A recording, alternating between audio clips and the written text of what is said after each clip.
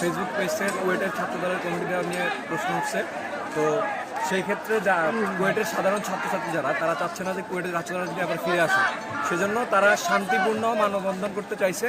সেখানে কুয়েট ছাত্রদল যারা ছিল তাদের সাথে কিছু বাকবিতণ্ডার পর থেকে লোকাল ছাত্রদল যারা বা লোকাল বিএনপির লোকজনরা কুয়েটের স্টুডেন্টদের উপর হামলা চালাইছে। কুয়েটের স্টুডেন্টরা সেটা প্রতিরোধ করতেছে, এটাই।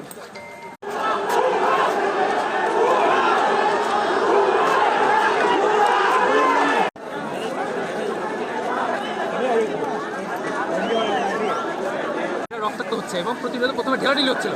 তারপরে আমাদেরকে যেহেতু একটা গলিতে তারা অ্যাটাক করা শুরু করছে, তারপরে পরবর্তীতে এসে তারা মেইন গেট দিয়ে অ্যাটাক করা শুরু করছে, দুই দিকে অ্যাটাক করা শুরু করছে। এবং আমরা যখন ব্যাক আসতে শুরু করছি তখন সাইড দিয়ে হেলমেট পরা, আবার সেই হেলমেট, আবার সেই রামদার, সেখানে আমার চোখের সামনে আমার ভাইদের খুব করতেছে। আমি শিওর না এখন সেরকম ফিরতে পারছি কিনা, আমি এখন শিওর না।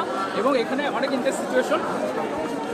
আমাদের ছাত্র দলের কমিটি দেওয়া হয়েছে এবং আমাদের ইন্টারনালি যে আমরা বলছি আমরা কোনো রকম পলিটিক্স চাই না, কোনো রকম পলিটিক্স চাই না, পলিটিক্স মুক্ত ক্যাম্পাস চাই এবং আমাদের এখান থেকে পলিটিক্স দূর করেন। এই স্যারকে আবেদন করা হয়েছে যে এই যারা পলিটিক্স নিয়ে আসলো, যারা বহিরাগত ইন্টারনাল স্টুডেন্ট বহিরাগত ইয়াতে নিয়ে আসছে ছাত্রদলদের, তাদেরকে বহিষ্কার করুন।